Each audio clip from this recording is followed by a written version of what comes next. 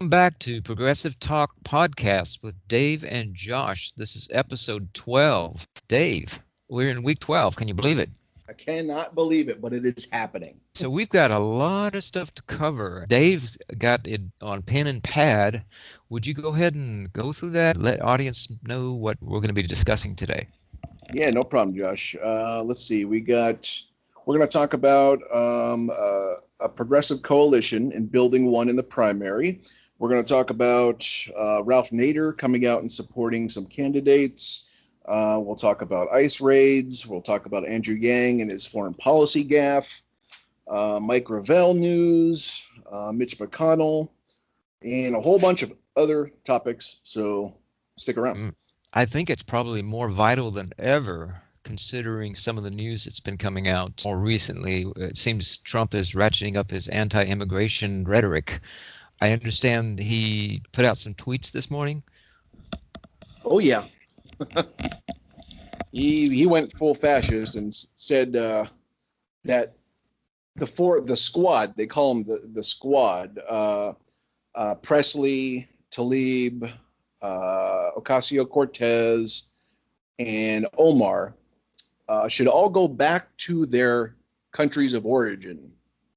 Wow, that's insane. Yeah, just like he's just. And here's the thing: 3 of them were born in America. So what is he talking about? The only person who wasn't born in America is Ilhan Omar, who's from Africa. But it's just like it's just unapologetic and open racism, fascism, just for a president to speak this way. What prompted him to put such an asinine, ridiculous tweet, and what's the context? Yeah, that's a good question here. I know there's been some scuffles between Pelosi and AOC this past week. So AOC and the 4 freshman congresswomen that I just mentioned voted against the $4.6 billion bill. And then Nancy Pelosi called them out on it for voting against it. She didn't have to do that, but she decided to. And then, they started like this little Twitter war going back and forth. And then, obviously that led to Trump. And now it's like he's just, tweeting at them and about them. It's just kind of ridiculous. So he seems to be implying they're socialist in some way. Yeah, he actually used more proper language for once. It says, quote, "So interesting to see progressive Democrat congresswomen who originally came from countries whose government are a complete and total catastrophe, the worst, most corrupt and inept in the world, now loudly and viciously telling the people of the United States, the greatest and most powerful nation on earth, how our government is to be run." Wow. I guess he's not educated on what led to the immigration crisis in the first place. Oh, he'd be the last person to know, in my opinion. The history of the U.S. has been to intervene in Central America. Do you have some understanding of what was the CIA and the U.S. government doing in Central America? We always seem to be meddling down there. It's been going on for decades. Reagan was meddling down there. Mm-hmm. The U.S.-backed military coups, corporate plundering, neoliberal sapping of resources, all of that created poverty, instability, and division of the people, and toppling of leaders, and then different factions, guerrilla warfare in Guatemala, El Salvador, Honduras. Yeah, I mean, like, where is this coming from? Why all this meddling? Why all of this activity? The only thing I can think of off the top of my head here is that it has something to do with socialism or something socialism-like that we have to defeat, or we have to interject into the drug war or something, along those lines. But I heard someone say that it is a possibility they're looking to build another canal, the U.S. In Central America, besides the Panama Canal, and they want this one to be far more ambitious. That it completely changed the texture and nature of trade. This is what I've heard, but it seems like the U.S. empire thrives on amnesia. Oh man. Yeah. Yeah, it's ridiculous. We shouldn't be there. So just speaking in terms of Trump's rhetoric, it seems to be becoming more and more bold in its targeting minorities. What are your thoughts about that? Well, when you have a Republican Party that has a 94% approval rating for Trump, you have everybody towing the line except Congressperson Justin Amash. You have one person walking away. It's easy for this guy to be emboldened.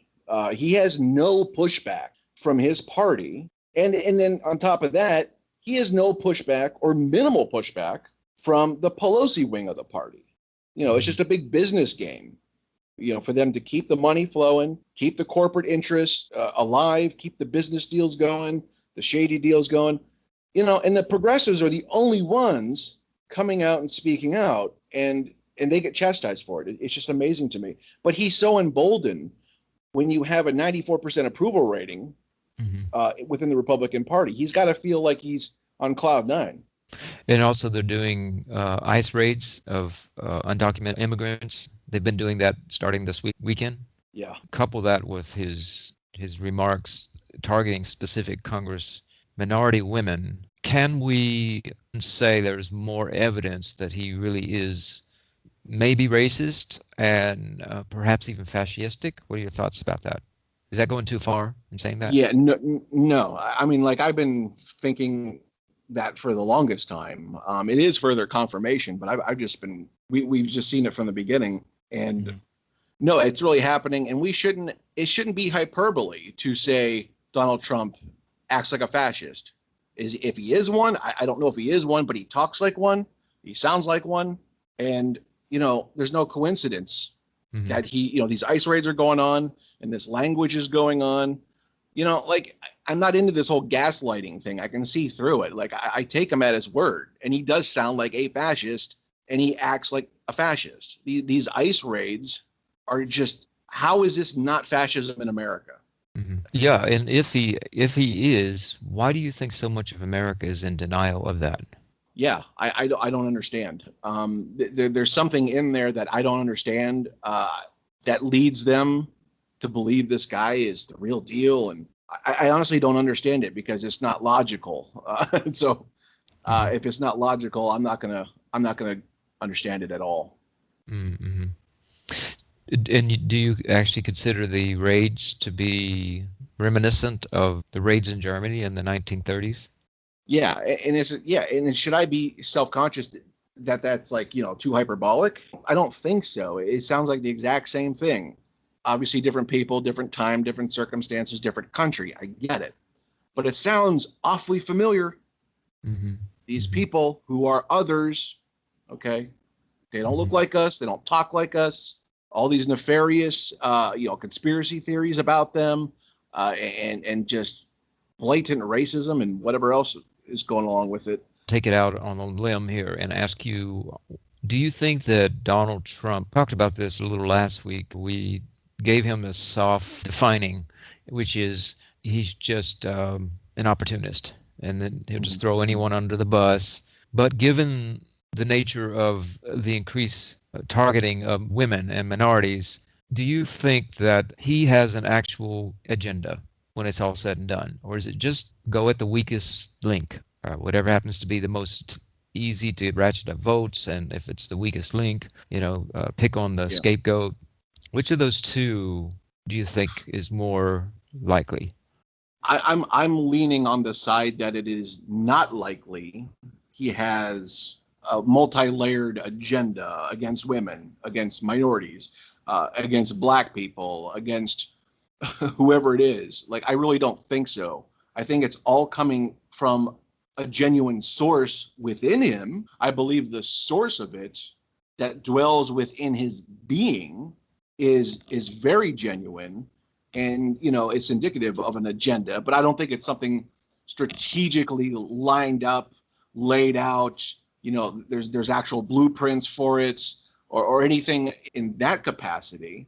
But it does seems like it dwells within him, these fascistic tendencies and leanings and whatnot.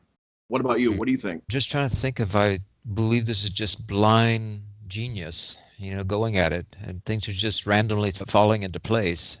Because 2.5 years have been extremely effective. We're seeing increased white nationalism. We're seeing ratcheting up of actual violence that didn't occur previously at levels now. We also see the sentiments.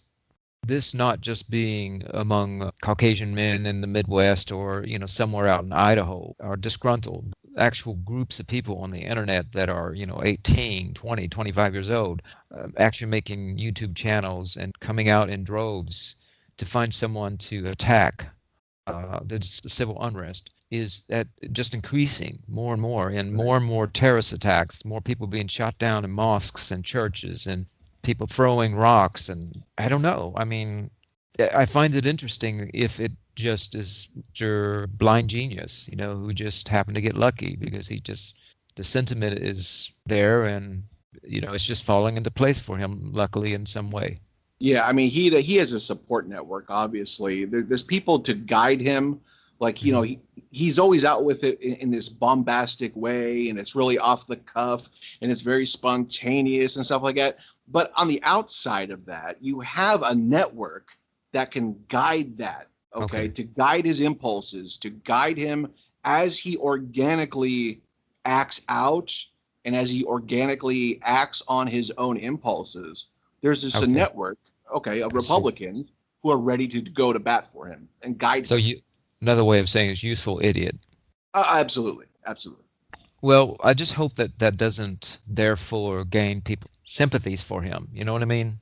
Yeah. America people are very charmed by the underdog or the person that's quote unquote the victim. Or I think that's part of what led to Trump being elected president is Americans don't like the pack mindset. Individualism is very important to Americans, at least in terms of rhetoric, Rhetoric, yeah.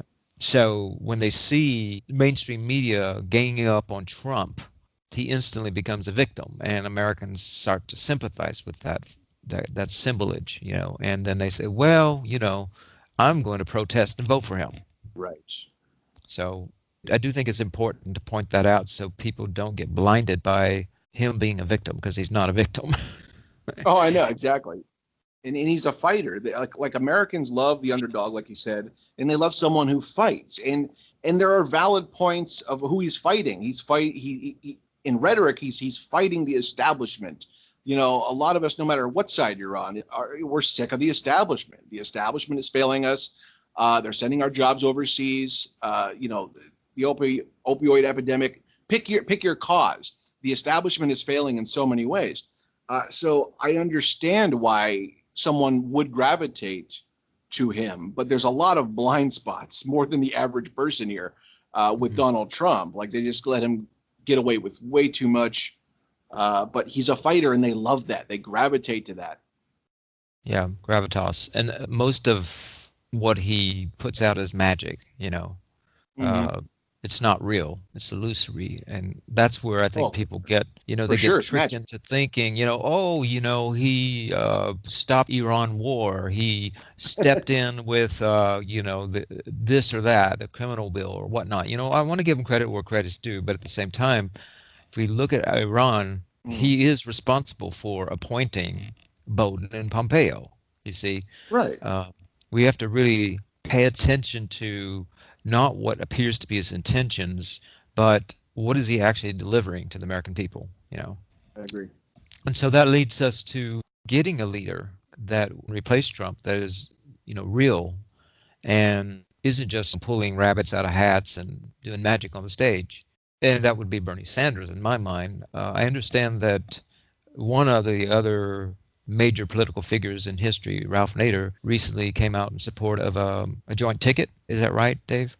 Yeah. I believe it was the the Wall Street Journal printed I think it was an op-ed. It might have been an op-ed. I don't have it in front of me, but Ralph Nader came out in support of a Bernie Sanders, Elizabeth Warren ticket.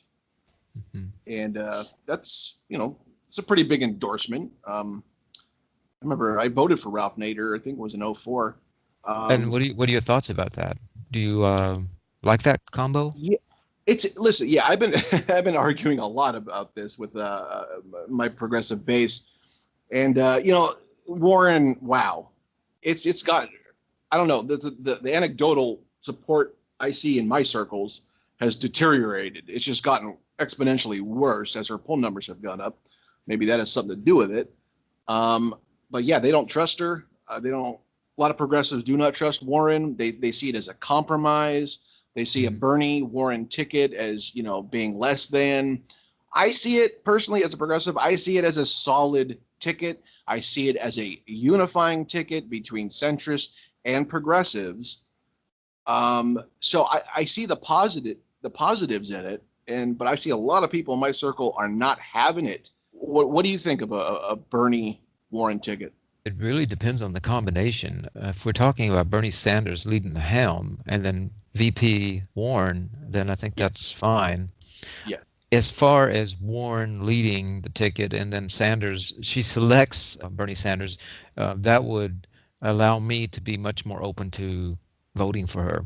I think that would be a wise decision on her behalf, and I think Bernie could be behind the scenes, influence Elizabeth Warren, and it would be satisfying in a sense that, yes, Bernie, I think we all would love to see him being president. There isn't a person that has definitely worked hard as he has for that and proven that he could step into those shoes. But seeing him in the VP row, I think is almost as satisfying. Yeah. So either way, you cut it up. You like a Bernie Warren ticket. Yeah, definitely Bernie leading the helm is far and above, the second choice. But if Elizabeth Warren go out and say, my VP pick is Sanders, I think not only would that be a very powerful ticket, wise on her behalf, but I do think that it would win me over. Otherwise, if she had gone out and picked, like Beto O'Rourke, yeah, I'm not saying I would not vote for her, but I would have to hold my nose. Yeah. Right. Yeah. You would definitely be a little disappointed. It'd be a weaker ticket, and I wouldn't be as confident that she would actually win. Yeah. Interesting, but yeah, that's good to see. Ralph Nader out there and still kicking, still going, making a good. And I think he said something like he wouldn't run, or like the Green ticket shouldn't run, because we talked about this before. How the Green ticket, the Green Party, or any other third party affiliates shouldn't run if Sanders did get the nomination. Like there would be no point to have a progressive third party ticket. Right, because his platform is not much different than the Green Party's platform. So yes, it's redundant, really, I think. Yeah. I think. But third parties, they do make a difference. I mean, we saw that, not always, but often, and we saw that in a big way back in the early 90s with Ross Perot, Clinton and Bush. That actually helped Clinton go on to clinch the nomination. So I think that Ross Perot is a good example of that. And, rest in peace, Ross Perot, who passed 89 years old. Yeah. Can I finish? Yeah. I hear a huge suction sound coming from Mexico, or something like that. Didn't one of his quotes? Big suction sound going down to. I think he was actually coming out against the NAFTA, wasn't he? Wasn't that? Oh, that was about that was about the time NAFTA, but I don't know if that was George H.W.'s baby at that time, because I know Clinton passed it, right? Yeah, Clinton passed it, but I think Ross Perot, one of his famous sayings was, I think of something about if you pass a certain bill, you're going to hear a huge sucking sound going to Mexico, something like that, of jobs. But he was a character. He was. Yeah, I think. What did he get? 18% or something like that? That was he did pick up a couple of. I want to say he picked up a couple of states. Yeah, it was up there, anywhere from 15 to 20%. Yeah, just amazing. Going back to Elizabeth Warren and Bernie Sanders, this makes me think about how important it is progressives form a unit, and not coalition. Yeah, a coalition. What are your thoughts about, just putting your weight behind one candidate, and making sure that we all support that one candidate? Or do you think that multiple candidates and then kind of see where the chips fall? What are your thoughts around all that? Yeah, that's the latter for sure. I definitely want to open up a broad horizon in this primary. with having a multiple candidate coalition to just better our chances. Because there's, what is there, 24 people in this thing? Back in 2016, it was Bernie versus Hillary. Okay, it was a coin flip, whatever. You got behind one, and that was it. Well, it's a little bit different right now, and we have more opportunity to support more candidates and give ourselves a better chance if we support the progressives in the field, which I have pretty much have it boiled down to Tulsi, Bernie, Yang, Gravel, and Williamson is my coalition. Maybe we can throw Warren in there, maybe, but I just really think it's important to have. We're going to have disappointment at the end, Josh. It's going to, you have one. They're going to pick one person. Okay, if you pick one person out of 24, versus picking 6 out of 24, you're going to have a better outcome. You set yourself up to have a better outcome. I'm thinking of it in terms of what I would call a winnable progressive strategy or pact, only needing 3 of the 5 economic or foreign policy goals that are key to progressives, rather than having to feel like a candidate meets all 5. And the 5 being the environment, a living wage, Medicare for all, some type of a strong foreign policy, anti-war, anti-regime change, and then can't think of the 5th one. Can you think of it, Dave? Yeah, I don't. There's a 5th one, but we'll come up with them and we'll put them somewhere, maybe in our community chat, and have people talk about it, what they would like that to be, 5 or 6 or 7 even, and then we can say if they meet 60 or 70% of that, then that candidate's worth supporting if they end up being among the remaining candidates. What do you think about that strategy? Yeah, I like it. It sounds like a good tool, maybe a guide stone to help people know, who am I supporting? Are they progressive or not? So to have like a basic minimum requirement, it sounds like a good idea to me. So I have a concept that I'd like to share, Dave, and see what your thought is. I have what I call a 3-tier approach. Tier A, B, and C when it comes to the candidates. Tier A represents the 5 you listed. They're what we call the near perfect candidates, the Gravel, Williamson, Yang, Sanders, Gabbard. Then we have second tier. And what I would say is tier 1 or A is if that candidate in the primary starts getting ahead, looks like the other 4 tier A candidates are not going to win, then in the latter states, if you haven't voted yet, then you go ahead and make a decision to pull out of your ideal candidate and get behind a tier A candidate that seems to be most likely to win. And you put your vote to that candidate. So that'd be kind of a tier A strategy. Does that make sense what I'm saying? Yeah, no, I like that. Yeah, that's definitely a wise strategy in my opinion. Yeah, because initially what's going to happen is in the early states, people are just going to go with the candidate they want. But eventually, as we get into the second, third week of the primary, it's going to become evident who's going to start dropping out and who's going to likely not look like they're going to win. If you're in those latter states, say by the 3rd or 4th week, which I think is a huge one, which includes California, then you want to be more strategic and not so much fixed on cult or personality. Right. Now, tier B would be hold my nose candidates, and that would be people, what I would consider people like Elizabeth Warren, Castro. Who are the other ones would you put into that tier, Dave? They're sort of your quasi-progressives. Maybe Buttigieg. I don't know. What do you think? Yeah, maybe Gillibrand. Okay. Maybe okay. So it's definitely second tier. B is like second tier level. Yeah. Who else are they throwing there? That's sort of your hold your nose candidates. Okay, Harris. Okay, Harris. Okay. So you would put her in second tier then, and not third. Yeah, definitely. Yeah, she's definitely not top tier. Second or third tier, I would have to say. Okay. All right. And then the third tier, I would say, would be a conscience vote. People just have to make a decision to vote their conscience. I personally would probably encourage people to away from Trump because of what we see happening in this nation. So that would be tier 3, and I would encourage people to not vote Trump, but everybody then would just vote their conscience, of course. What do you think about that way of approaching? Yeah, no, it sounds like you have a good map there. You have a good outline of what we should do.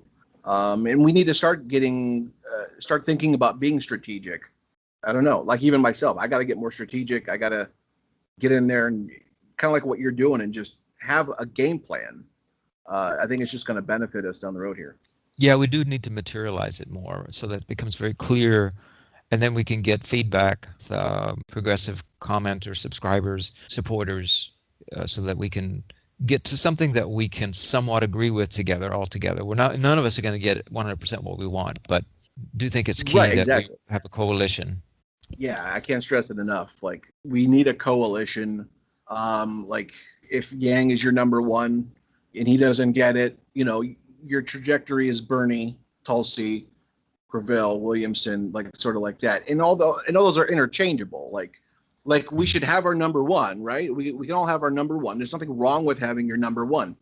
Just have a 2, a 3, a 4, and a 5. Have a depth chart. Think of it like it's your sports team. Like I like just have that. a depth chart. Yeah, and just be like, okay, well, if your number 2 goes out, your number 3 goes in, number 3 gets injured, your number 4 goes in, or whatever, and just have that when it's go time. And getting back to the winnable, not just a progressive pact, but a winnable progressive pact. A couple of things. I want to bring forth another concept called the purity bugs or mosquito trolls. You see them all the time. They come into the channel and they try to wreak havoc by bleeding a particular candidate dry. And that's not just people commenting, but that's actual quote unquote progressive YouTube post. A good example of that is Sam Cedar and Michael Brooks going after Andrew Yang. That's what I would call a mosquito troll. Other mosquito troll is they're not looking for a winnable progressive pact, but they're just looking for a sort of hoity-toity, I'm better than everyone, I've got to have everything I want in this candidate, otherwise I'm not supporting anyone else. And I'm going to go around and drain the blood out of other campaigns. And so we're going to nitpick. And I think a really good example of that is what you see happening with Andrew Yang and his foreign policy answer, or what some people are calling a gaffe, when he had a meeting with, was it NPR or a couple months back? I think he was up in New Hampshire. He was just having like a town hall sort of deal, or sit down with some local folks in New Hampshire. Can you explain what happened there and your thoughts around his answer? Well, I forget what he was asked, but the question was about Israel. He would not change how much money we give Israel. He said we would not change our foreign policy with Israel. He did allude to something that was like military-like he would like to do away with something that had to do with the military in Israel and our support. But he basically said that he wouldn't change our foreign policy with Israel. And well, so was it that he said that he wouldn't change his foreign policy? I thought it was he wouldn't cut the funding to Israel. What I heard him say in the Amnesty International and another interview with the New York Times, he said that the actions or behavior of Israel are problematic. That's the way he described it. He would work with the international community when it comes to what's happening in the Middle East. That's more the message I got from him. Yeah, a lot of people are really interpreting it like as like doom and gloom. Like it's like, how dare Andrew Yang, say he's not going to change or he wouldn't change. Now, getting back to the winnable progressive pact. Now, do you think this is an example of people becoming purity bugs, and therefore I'm not going to vote for him because got one of the 5 or 6 wrong? What are your thoughts? Yeah, I would say that is definitely some sniping coming from the left when it comes to purity. Like we do that a lot, but I don't think Andrew Yang is textbook progressive, textbook Democrat or anything. It's hard to put a label on him. And for people who want to call him libertarian, would a libertarian say keep our current funding as is? Like would a libertarian say that?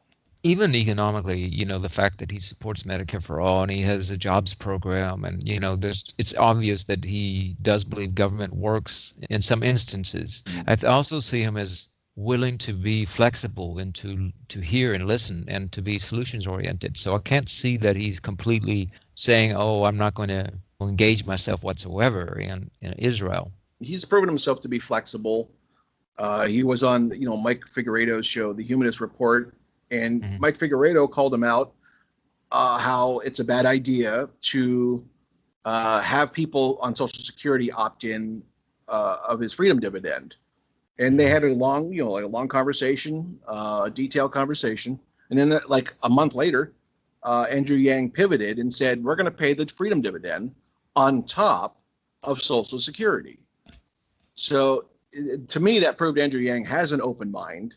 He's willing to better himself. He's willing to change what needs to be changed for the better. So I think people need to see Andrew Yang in that light because he just proved it there. I wanted to ask you then, when progressives talk about not policing the world, do you consider the United States intervening with what Israel does with the money we give it to be a type of policing? Don't know. What are your thoughts on that? Oh, wow. Well, I do think it's interesting. There is definitely ethnic cleansing going on, not just in Israel. I mean, that's happening in China, that's happening it's India, but also there's a country near there. I can't think of the name of it right at this point. And the United States is doing a type of, I wouldn't call it ethnic cleansing, but it definitely is pinpointing people of a specific skin color. Yes. When progressives talk about not wanting to police the world, what do they mean exactly? I understand, like in the ideal world, Mike Gravel might be a good example of, he says, we work with the international community and the U.S. pulls funding out, pulls military support out of Israel, and then allow Palestinians to, sponsor BDS if necessary, if that's what they want to do, to have a voice. That's a very idealistic understanding, but at the same time, would we create a vacuum? I know some argue that Israel has a very strong military, has nuclear weaponry, so this whole idea that if we abandoned Israel, they would be a sitting duck, some would argue is overblown. It is. Others argue it's not quite that simple. What are your thoughts? Yeah, aren't they the third largest military in the world? I believe so, yeah. Yes, i.e. they're okay on their own. I mean, if you want to compare them to other countries who are nowhere near that, that's a conversation there. But yeah, if we backed out of Israel, supporting them and their endeavors and whatnot, they're going to be more than likely fine. That would be my opinion. It just boils down to being anti-interventional. Like we just don't, we don't want to police the world because we don't. It becomes like a vacuum. You get sucked into all of these, problems, like these new onsets of problems that keep popping up, and it just becomes perpetual and it doesn't end. And it's so easy to get lost in it, and it's ridiculous. Well, let me continue to play devil's advocate here. So when I announce, these considerations, I don't want listeners to think that I am suggesting that we be involved or I'm trying to, in some way, prop Yang up in his answer, but I really want to understand what progressives mean, and they have a clear vision of the potential effects or impact of what they visualize ideally in their minds. Another often brought up concern is the balance of power. It's very clear Russia has interest in the Middle East, pipelines, shipping in Syria, things of this nature. So how do you approach that? I mean, do you believe if the U.S. withdraws from the Middle East altogether and other areas, maybe even close bases down, would that then change the balance of power in a way that would maybe have a negative outcome? What are your thoughts around that? Yeah, we need to ponder that one for a minute. Because if we leave, Russia's going to get in there, China's going to get in there, and is that a big deal or not? Is basically what you're saying. Mm-hmm. We don't have access to the classified documentation, what the CIA knows and the military intelligence officers know. We're just here, regular citizens on the ground. I mean, just speaking from a very idealistic framework, would it change the nature of things to lead to a negative outcome? Yeah, I mean, it very well could, because like you said, if we pull out of there, Russia's going to go in, China's going to go in. There is a potential for the balance of power to become lopsided or one-sided. And also, not that I in any way think we should stay on oil and fossil fuels. However, if you were to pull out of the Middle East, then you definitely can see there's going to be a economic impact. initially. Now, it would probably depend on how quickly we can transition over to renewable resources, but in the interim, it would definitely hurt the U.S. economy. There's no question about that, because we realize so much of the economy relies on the petrodollar. What are your thoughts at that front?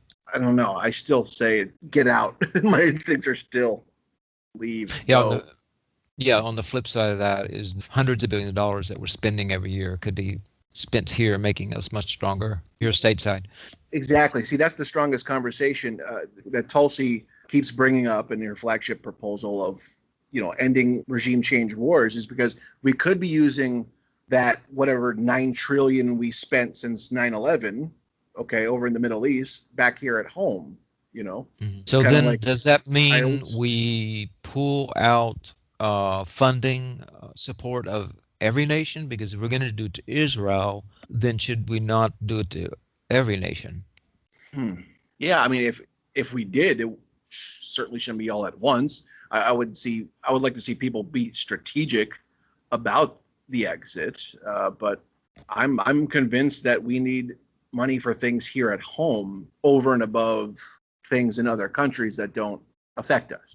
Okay. One more thing I'll bring up around that is an argument I often have heard was more on the right, but seems to be intruding some into progressive circles even. It seems to be a growing voice of concern, and that is cultural war. And when we talk about cultural war, we're not talking about racial wars or anything like that, but we're talking about Judeo-Christian ideology versus the rest of the world ideology. Because if you think about everything, the so-called theory is all roads lead to Rome, but really, if you think about it historically, at least in the West, it seems all roads lead to Jerusalem.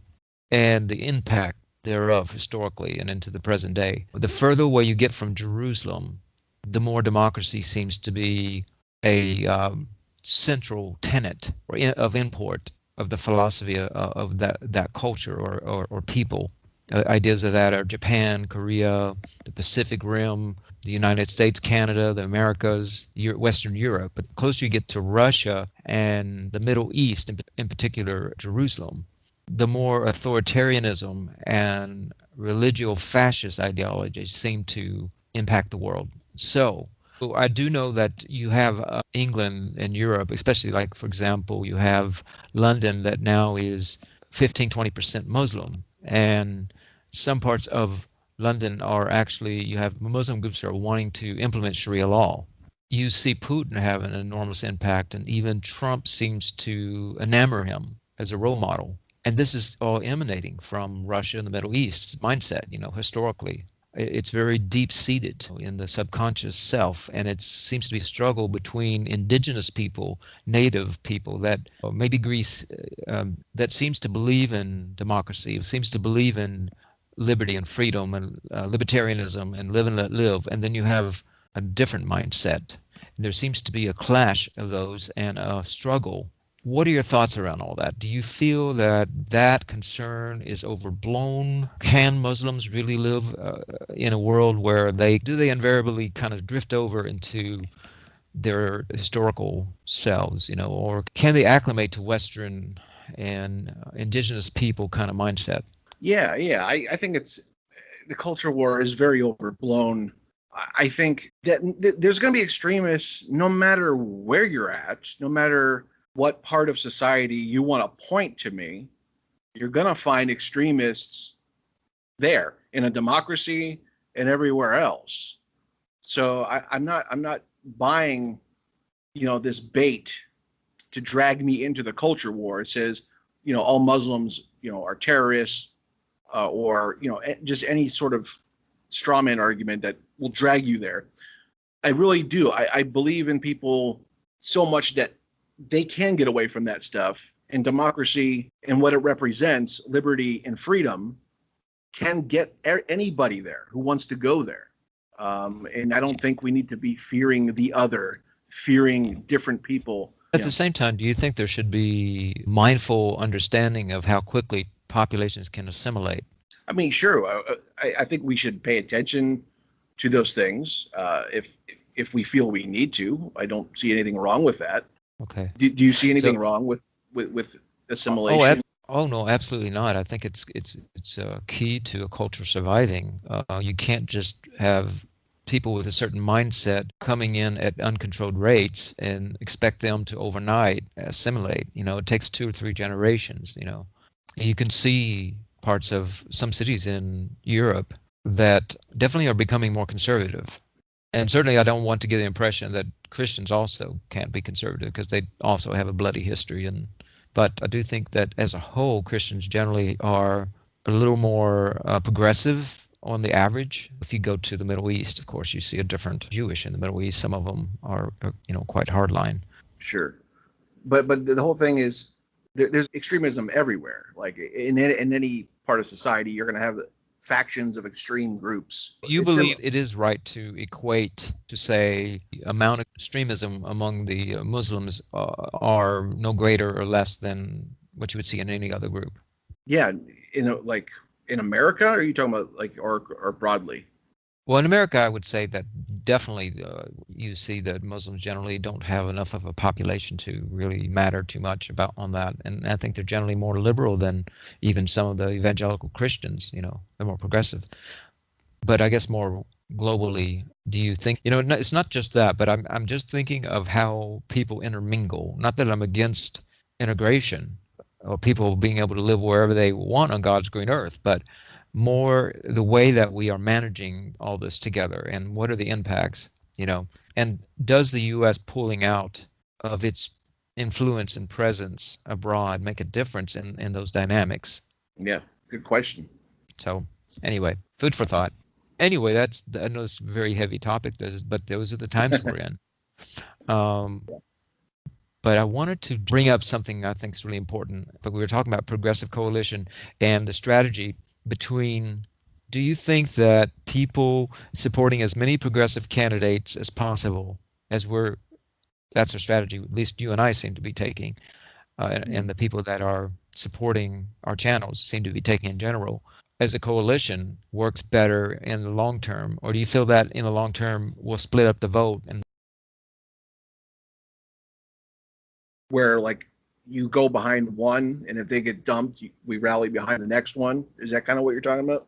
Right. Mm-hmm. Yeah, if it looks as though you have one that is clearly leading the pack among the tier A, it looks like your ideal candidate is clearly not winning or going to win, and it looks as though you are in one of those latter primary estates, and you know that your vote's going to make a difference. It looks like it's clearly, if I put my weight behind my ideal candidate, it's going to hurt the leading progressive candidate, and centrist is going to get it. And my leading candidate clearly looks like their chance of winning is very, very low. Then I'm going to go ahead and swallow my pride, and I'm going to go ahead and, for the bigger cause, get behind the leading progressive candidate. Definitely some nuance here with that strategy, but I'm for that, and I want to see the schematics. I want to see this laid out. I definitely want to see some charts on this. Yeah, but I think it's not going to be something that we can. I mean, we can certainly try to make it more definitive, but I think it's going to be very difficult until it starts to actually happen. So okay, but in the meantime, think about supporting, or just support, a coalition, a group of what you consider to be the most progressive candidates in the field, until that time. Yeah, and just ultimately the message is be willing to change your vote to another progressive candidate for the bigger picture win. Does that make sense? Yeah. No, okay. It makes perfect sense. And then, speaking of progressives, there's another addition, hopefully, to the debate. Is that right? Yep. Mike Revelle has made 65,000 unique individual donors for the month of July. So he qualified. Those are the DNC qualifications. Now we're waiting on poll data, because he has to be qualifying, and he has to be at 2% in 4 DNC qualifying polls.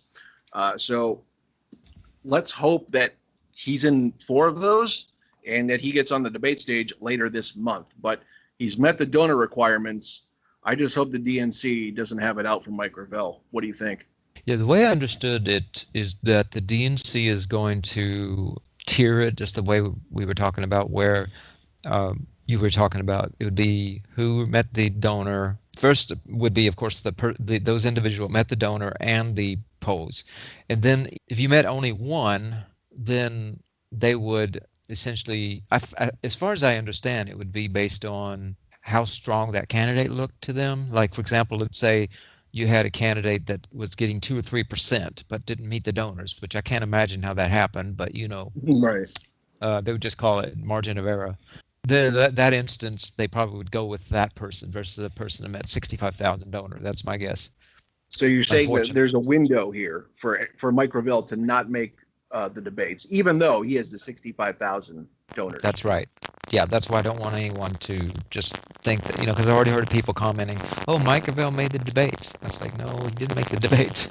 He made the qualifications. Now, on the flip side, Dave, I think there's 3 people he's going up against, so he has about a 33% chance that he'll get in. That's pretty decent, Not bad. Yeah. 1 out of 3. And his campaign managers are going overtime to try to get him in. I think what was one of their big arguments? There was a big argument they were trying to make in his favor. Oh, I know what it was. Their big argument was because they didn't include him on many of the polls. Yeah. And they're arguing from that standpoint that he wasn't given a fair shake, and therefore they should look at him a little more favorably than the others. Well, anything else before we sign out today? Oh, I think that's all, Josh. And don't forget, if you haven't done so already, be sure to go over to Dave's YouTube channel and support him there. And Dave, what are your points of contact? Yeah, you can Twitter, Instagram, and my YouTube page mainly. Okay, YouTube page is Progressive Resistance Media, so I'll provide the link in the description section and in the comment section for your convenience. So you have absolutely no excuse. Make sure you subscribe to PRM, but also subscribe to NPV as well. Thank you. Great. We're all part of a coalition, so the more we support each other's channels and each other, the higher the chance is that we're going to go on and get a progressive to get the nomination and eventually the general election. Absolutely. All right, Dave, been a good conversation. So episode 12. So talk with you next week. Yep. Take care. Right. You too. Bye-bye.